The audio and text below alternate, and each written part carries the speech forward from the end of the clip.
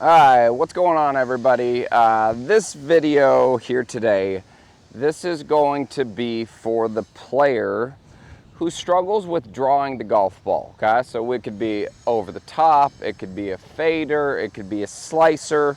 So if you're that person, this is going to be a way, maybe another way of looking at it, of how we can educate you on how to get better at changing up what that pattern might be and looking at it from a slightly different light. So before that, if you haven't watched the last video that I put out, please click on that link below. I also have a link, free video you can sign up for, Understanding Impact. Would love to have you check that out as well. All of those are going to be in the link down below. So let's get right into it. So when we look at why a lot of people fade and slice the golf ball, so the obvious reasons that we can see is players get up to the top wherever they are, whether they're deep, whether they're here, whether they're more upright.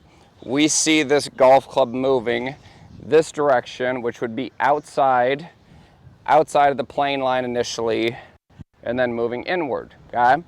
Now, a lot of us, myself included, I taught this way for a very long time. A lot of us try and attack that by what we're going to change from the top in the transition into here and how we're going to work that into impact.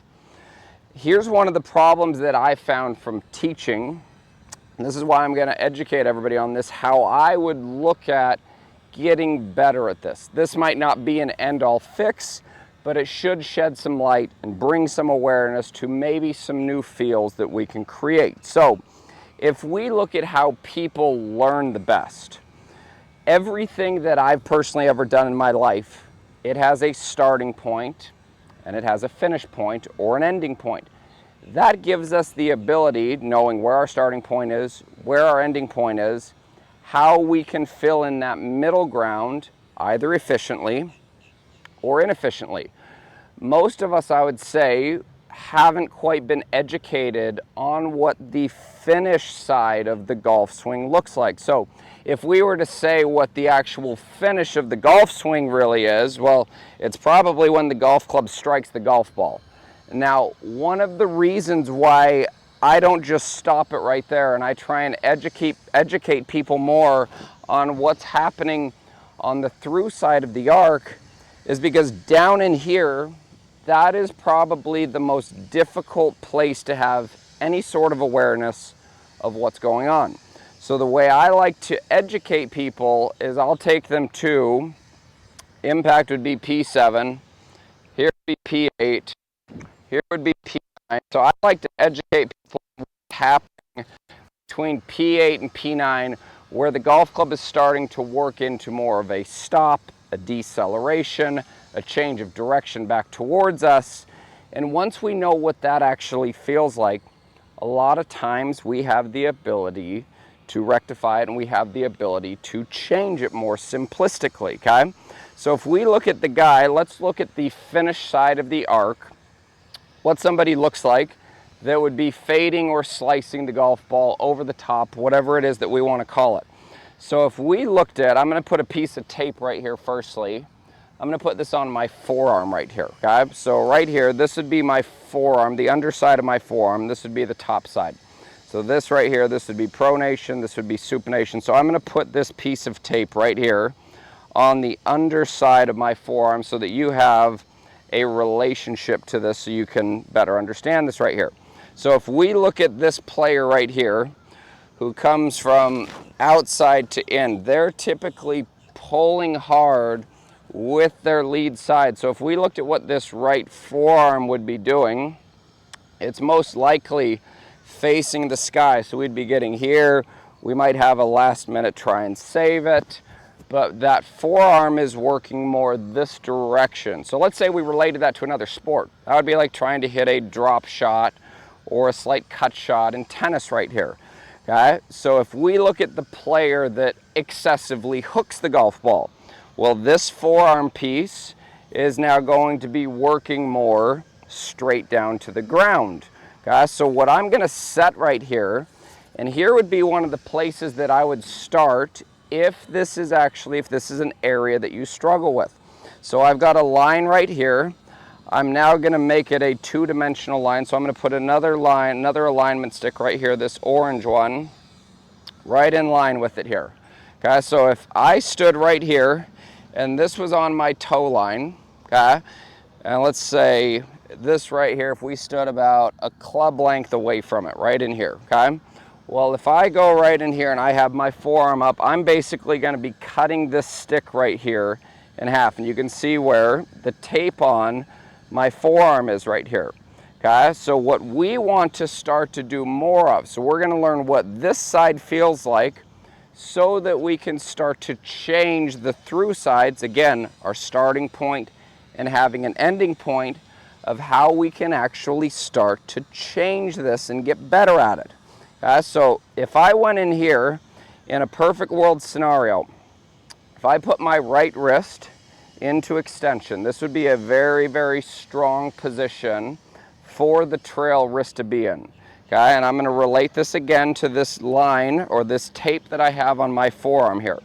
So if I swung this arm halfway back and I came down to impact, so this is now pointing directly at you, and now from here I'm matching up this forearm piece and this tape parallel to this line that I have right here. So this would be the very first thing I would say. What does this feel like to do? So you could have pressure on your lead side. We don't even need a lot of body to feel this. We just need to be centered and work the forearm to there. So there is going to be a rotation or a pronation of the forearm. I'm still keeping part of this extension here in my trail wrist. This would be very similar to hitting a forehand right here in tennis. So I'm letting the right arm stay at length, so this would be straight right here. And you could see the underside of my forearm.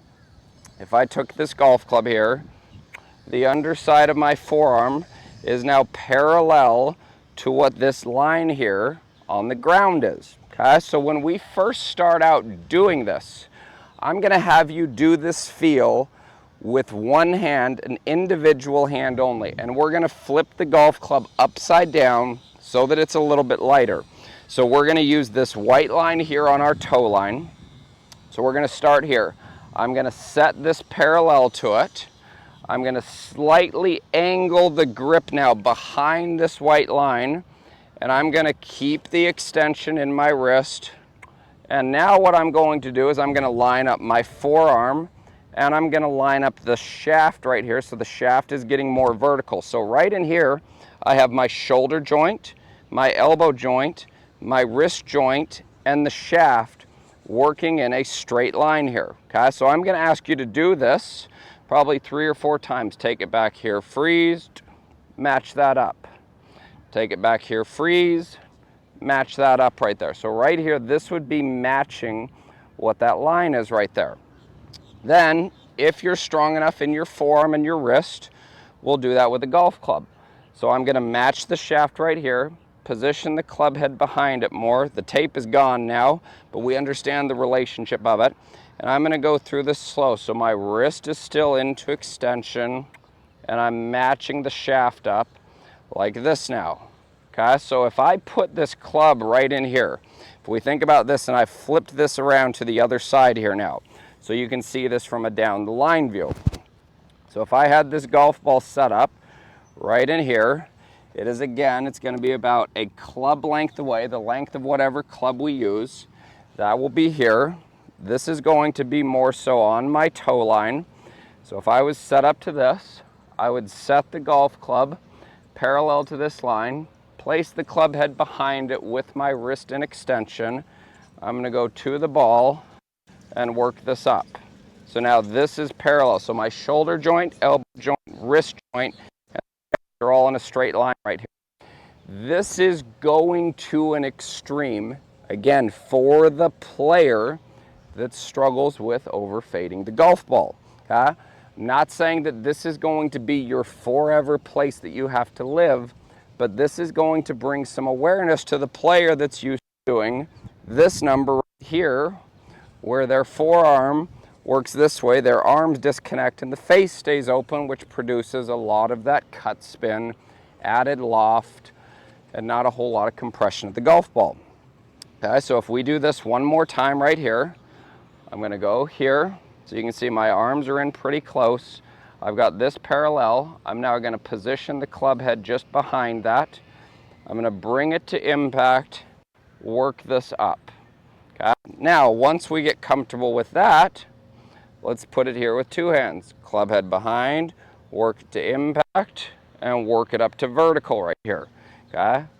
Right here, club head behind, work to impact, swing it up to vertical right here.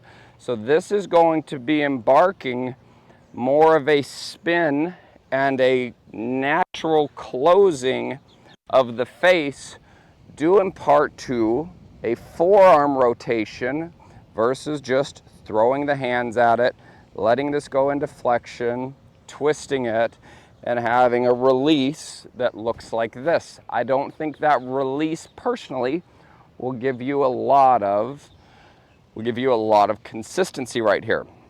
So if I did this, now I'm going to move the golf ball and I'm going to start off just doing practice swings. Okay, so I'm going to go right in here.